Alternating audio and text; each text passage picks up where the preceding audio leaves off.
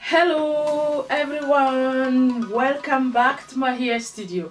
My name is Estelle, and if this is your first time watching my video, thank you so much. If you have not yet subscribed to my channel, press the subscribe button down below. That way when I upload a new video, you will be among the first people to see it. Yay! Also, if you like today's video, don't forget to press the like button.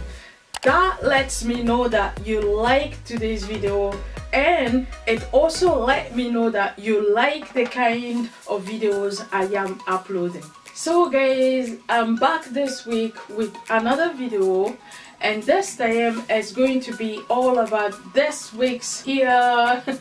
For most of you guys that have been following me, you maybe have probably seen most of these wigs. I've already uploaded them on YouTube. The reason I'm wanting to show you guys this wigs today is because most of the finishing touch of these wigs was filmed using the mannequin head, which was back to show you how it looks like.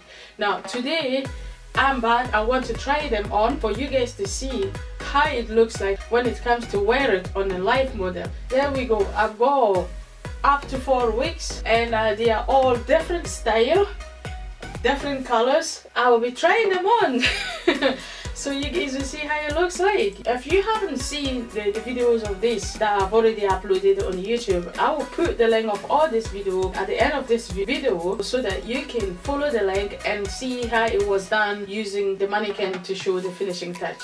And it's gonna take a bit of time, so be a bit patient. There's 4 wigs I'm trying on, and you guys will tell me if it's nice or not. So guys, if you are interested to see how I try on my homemade wigs, keep watching, enjoy the video, and I'll catch up with you in my next video.